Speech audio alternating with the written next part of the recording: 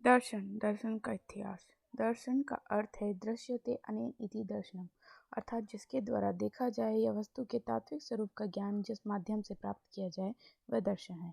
दर्शन का तात्पर्य सृष्टि के उत्पादक, धारक एवं रचनात्मक तत्वों के साथ यथावत स्थिति के ज्ञान या दर्शन कराने वाले साधन से है। जिससे सृष्टि चल रही है उन तत्वों के बारे में सोचना दर्शन के अंतर्गत आता है। दर्शन शब्द एवं उसके क्षेत्र व्यापक है। समस्त ज्ञान का मूल वेदों को कहा गया है, अतः दर्शन का मूल भी वेद ही है।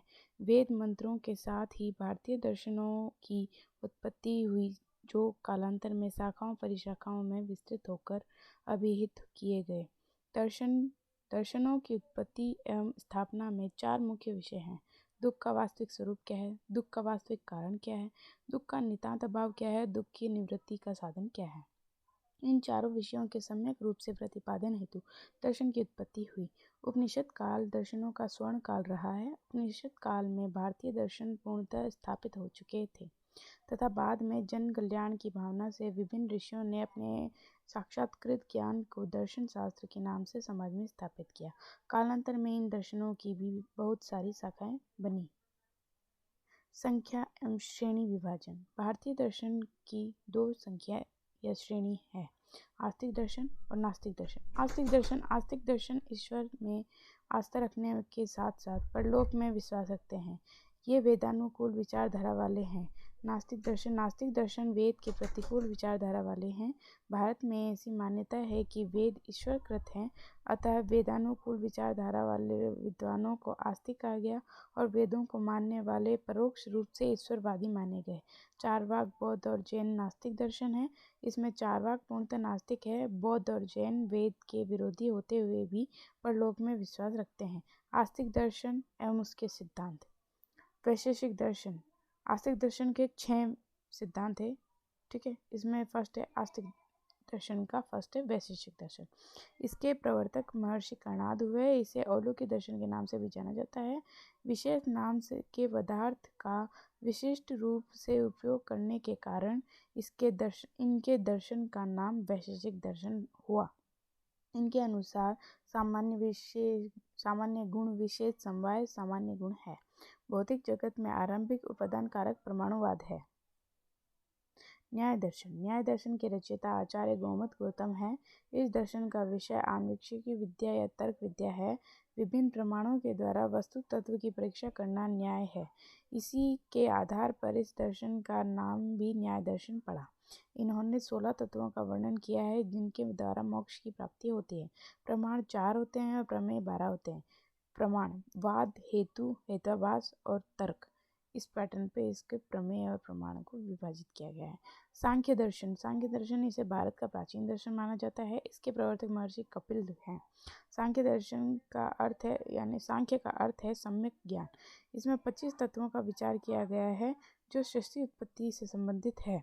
प्रकृति को त्रिगुणात्मक सत्व रज तम गुण से युक्त माना गया है। अष्ट प्रकृति और षोडश विकार के रूप में तत्वों का वर्गीकरण किया गया है। इसका मुख्य सिद्धांत सत्कार्यवाद है। योग दर्शन इसके प्रवर्तक महर्षि पतंजलि है। योग शब्द जोड़ने के अर्थ में प्रयुक्त होता है। चित्त की वृत्तियों का निरोध करना ही योग है। चित्त की वृत्तियों को रोकने के लिए 8 साधन बताए गए हैं जिन्हें हम अष्टांग योग कहते हैं। ये है यम, नियम, आसन, प्राणायाम, प्रत्याहार, धारणा, ध्यान और समाधि। मीमांसा दर्शन इसे पूर्व मीमांसा भी कहा जाता है। इसके प्रवर्तक महर्षि जैमिनी थे। इसमें मुख्यतः कर्म कांडों में वर्णित है। कर्म कांड या कर्म 3 प्रकार के होते हैं, नित्य कर्म, नैमित्तिक कर्म और काम्य कर्म। काम्य कर्म में उन्हें लिया जाता है जो लौकिक एवं परलौकिक कामनाओं से किए जाते हैं, उन कामों को लिया जाता है। वेदांत दर्शन इसके प्रवर्तक बादरायण यानी वेद व्यास हैं। इसके उत्तर मीमांसा या ब्राह्मण मीमांसा, ब्रह्मसूत्र। वेदांत दर्शन इसके प्रवर्तक बादरायण वेदव्यास हैं। इसे उत्तर मीमांसा, ब्रह्मसूत्र भी कहा जाता है। इसमें ब्रह्मा पर विस्तृत रूप से विचार किया गया है। इसमें 2 तर्क या मत, द्वैत और अद्वैत प्रचलित हुए, जिसमें परस्पर तर्क युद्ध होता रहा है। अद्वैतवादी जड़ तत्वों या निरेंद्रिय में भी ब्रह्मा को मानते हैं तथा जड़ तत्वों को ये अविद्या या माया मानते हैं। इससे संबंधित सिद्धांत विवर्तवाद है। विवर्तवाद के प्रवर्तक स्वामी शंकराचार्य हैं। विवर्तवाद के प्रवर्तक स्वामी शंकराचार्य हैं। इसके बाद रामानुजाचार्य ने विशिष्ट अद्वैत की स्थापना की, अद्वैतवाद की स्थापना की। उसी में माधवाचार्य आए, इन्होंने द्वैतवाद की स्थापना की। आयुर्वेद एवं दर्शन। आयुर्वेद को सर्वपरिषद शास्त्र कहा गया है, अतः सभी दर्शनों का प्रभाव इसमें मिलता है, परंतु यह एक स्वतंत्र मौलिक दर्शन है क्योंकि इसमें और अन्य शास्त्रों में कुछ भिन्नता है। चरक संहिता में कहा गया है कि आयुर्वेद आयु का पुण्यतम वेद है। यह आयुर्वेद के विद्वानों के द्वारा पूजित है और यह मनुष्य के लिए इस लोक और परलोक में हितकारी है। आयुर्वेद की सबसे प्रमुख मौलिकता यह है कि जहाँ अन्य दर्शन केवल मोक्ष को लक्ष्य मानते हैं, वहीं आयुर्वेद इस लोक में व्याधि से मुक्ति और परलोक में जीवन मृत्यु से मुक्ति या मोक्ष का लक्ष्य रखता है। आयुर्वेद में जीवन को शरीर इंद्रिय सत्व आत्मा का संयोग कहा जाता है और आयुर्वेद उसको जानना एवं उपदेश जानने का प्रयास करता है और उसका उपदेश देता है। अतः आयुर्वेद जीवन के भौतिक द्रव्यों यानी शरीर एवं इंद्रिय तथा आध्यात्मिक द्रव्यों यानी मन और आत्मा दोनों का चिंतन करता है। आयुर्वेद के मुख्य सिद्धांत सामान्यवाद, विशेषवाद, द्रव्यवाद, गुणकर्मादि वाद हैं, जिनके द्वारा व्याधियों से मुक्ति एवं स्वास्थ्य का रख रखाव का आयु के द्वारा चिंतन किया जाता है, आयुर्वेद के द्वारा चिंतन किया जाता है। इस दर्शन में सम्यक योग तथा विषम योग का उल्लेख मिलता है।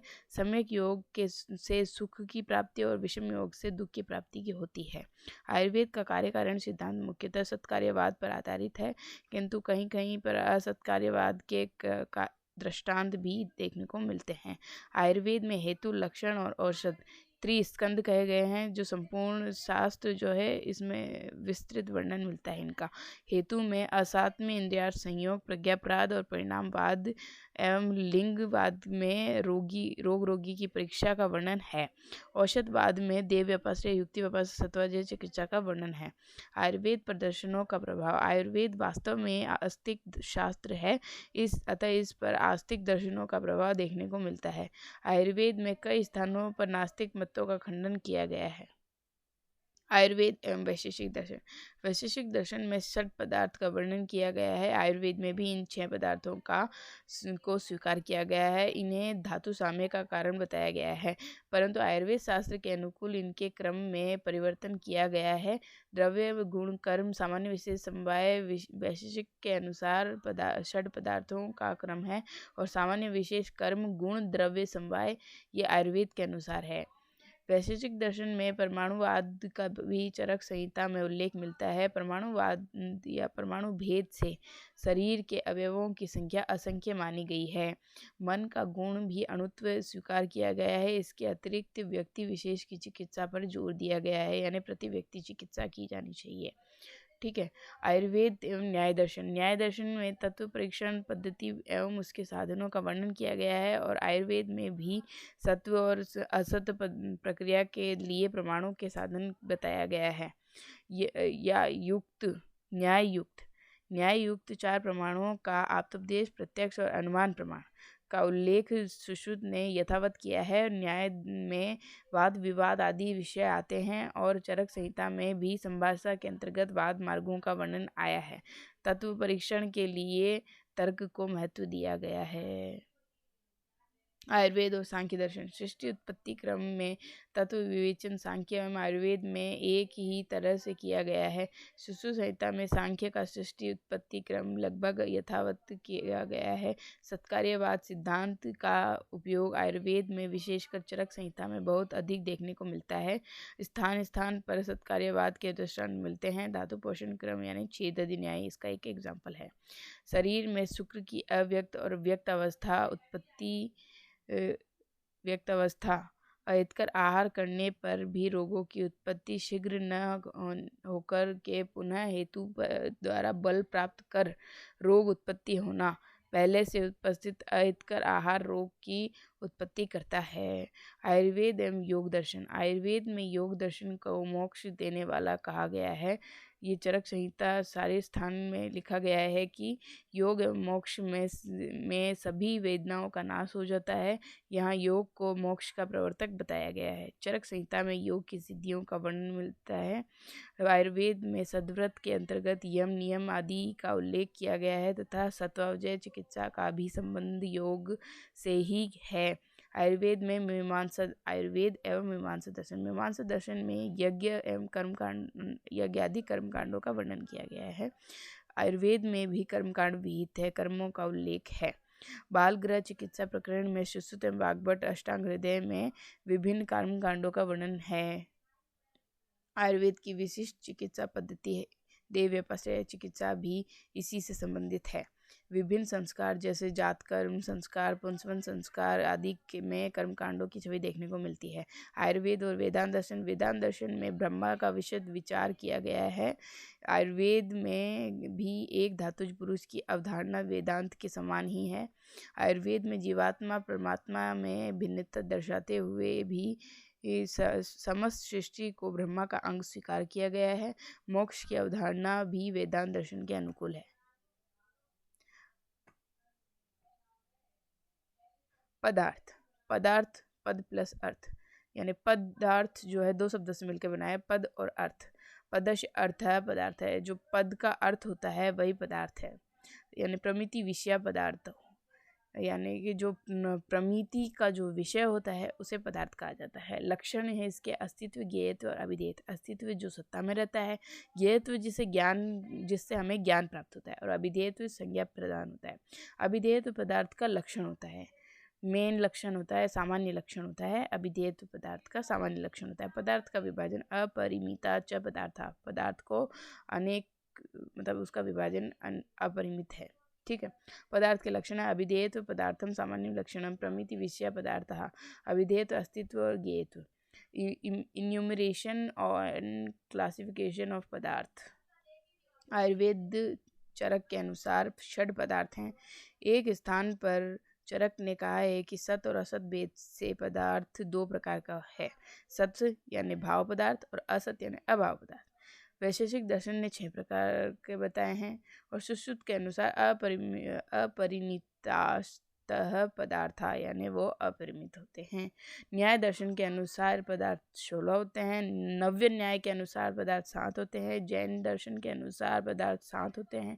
ये निम्न प्रकार हैं: जीव, अजीव, अष्टव, बंध, संबर, निर्जरा, मोक्ष। वेदांत दर्शन के अनुसार पदार्थ 2 प्रकार के होते हैं, आत्मरूप पदार्थ और अनात्म रूप पदार्थ। कर्म प्रयत्नादि कर्म चेष्टिते उच्यते, कर्म की परिभाषा है ये, या इसे निरुक्ति भी कह सकते हैं हम। प्रयत्नादि कर्म चेष्टिते उच्यते, यानी प्रयत्नादि चेष्टाओं को कर्म कहते हैं। सामान्य तुल्यार्थता ही सामान्यम, यानी समानता या 2 पदार्थों को एक दूसरे में कंपैरिजन जो हम करते हैं उसी को हम सामान्य कहते हैं। विशेष वस्तु विपर्य, जो विपरीत है या अलग है, जो मतलब सभी वस्तुओं में जो पृथक करने वाला जो भाव होता है, जो अलगाव दिखाता है, वो विशेष है। समवाय नित्य संबंधम है। समवाय जो अपृथक भाव होता है किसी वस्तु का, लाइक हम किसे ले सकते हैं, मतलब अपृथक भाव होता है जो, वो समवाय होता है। जैसे पृथ्वी, जैसे घड़ा और मिट्टी। बिना मिट्टी के घड़ा नहीं बन सकता, और घड़ा तभी बन सकता है जब मिट्टी होगी, मिट्टी नहीं होगी तो घड़ा नहीं बन सकता है। ठीक है। फिर आयुर्वेद ने आचार्य चरक ने सत और असत का उल्लेख किया है, परंतु आयुर्वेद ने सिर्फ भाव पदार्थों को ही स्वीकार किया है, उन्होंने अभाव पदार्थों को नहीं माना है। अभाव पदार्थ यह भाव पदार्थ का प्रतियोगी है। अभाव पदार्थ को नव्य न्याय ने स्वीकार किया है। अभाव पदार्थ के प्रकार है संसर्ग भाव, अन्योन्या भाव। संसर्ग भाव इसके 3 प्रकार होते हैं: प्राग अभाव, कार्य की उत्पत्ति के पूर्व उस कार्य का जो अभाव होता है उसे प्राग भाव कहते हैं, प्राग अभाव कहते हैं। जैसे एग्जाम्पल है घट का अभाव। ठीक है। प्रध्वंसा भाव, जो कार्य के विनष्ट हो जाने के पश्चात अस्तित्व में रहता है उसे प्रध्वंसा भाव कहते हैं, यानी घट को फोड़ना। अत्यंता भाव, जहाँ 2 वस्तुओं का मूलभूत जहाँ दो वस्तुओं का भूत, वर्तमान और भविष्य तीनों कालों में संसर्ग का भाव पाया जाता है, उसे अत्यंता भाव कहते हैं। ठीक है। और अन्योन्य भाव, अन्योन्य भाव है एक वस्तु का अन्य वस्तु में जो अभाव होता है उसे अन्योन्य भाव कहते हैं। जैसे घट पट न होने पर घट में पट का और पट में घट का अभाव होता है। ठीक है। भाव और अभाव का महत्व, आयुर्वेद और वैशेषिक दर्शन के ने अभाव को स्वतंत्र पदार्थ नहीं माना है, क्योंकि अभाव को पृथक मानने का कोई प्रयोजन नहीं है। जिन प्रमाणों से भाव पदार्थ का ग्रहण होता है उन्हीं प्रमाणों से अभाव पदार्थ का भी ग्रहण होता है। लेकिन जैसे भाव पदार्थों रोगी की उत्पत्ति रोगों की उत्पत्ति एवं निवृत्ति में कारण है, वैसे अभाव पदार्थ नहीं है। भाव पदार्थ इंद्रियों से और प्रत्यक्ष प्रमाण से ग्रहण किए जाते हैं, वैसे अभाव पदार्थ अस्तित्व में है और इसका कोई प्रत्यक्ष प्रमाण नहीं है। यदि भोजन के अभाव से रोग की उत्पत्ति या निवृत्ति की बात की जाती है तो यह कथन ठीक नहीं है, क्योंकि इसमें भोजन अभाव के कारण शरीर में लघुता गुण का भाव उत्पन्न होने से रोग की उत्पत्ति या निवृत्ति होती है, भोजन से नहीं। पदार्थ के प्रकार, पदार्थ चरक एवं वैशेषिक दर्शन के अनुसार पदार्थ दो प्रकार के थे, सत्य और असत्य, यानी भाव और अभाव पदार्थ। ठीक है। सत्व पदार्थ जिसमें अस्तित्व, ज्ञेयत्व, अभिधेयत्व आदि होने का भाव हो, वे सत्य पदार्थ या भाव पदार्थ कहलाते हैं। वैशेषिक दर्शन ने सत्य पदार्थ या भाव पदार्थ को स्वीकार किया है तथा वर्णन भी किया है, अर्थात इंद्रियों द्वारा जो पदार्थ ग्रहण किए जाते हैं वे सत्य पदार्थ कहलाते हैं। असत्य पदार्थ या अभाव पदार्थ जिसमें अस्तित्व, ज्ञेयत्व और अभिधेयत्व आदि के न होने का भाव हो, वे असत पदार्थ कहलाते हैं। वैशेषिक दर्शन ने असत भाव या अभाव पदार्थ को स्वीकार नहीं किया है। असत अभाव पदार्थ को नवीन न्याय द्वारा स्वीकार किया गया है या वर्णित किया गया है। प्रवृत्ति प्रवर्तन शरीरेणाभिसंबंध इति यावत्, ये चक्रपाणी ने लिखा है। सत पदार्थ या भाव पदार्थ 6 होते हैं, जैसे द्रव्य, गुण, कर्म, सामान्य, विशेष, समवाय, अकॉर्डिंग टू वैशेषिक दर्शन। और आयुर्वेद अनुसार है सामान्य, विशेष, गुण, कर्म, द्रव्य और समवाय। ठीक है। Thank you very much. If you like my video, please like, share and subscribe my channel.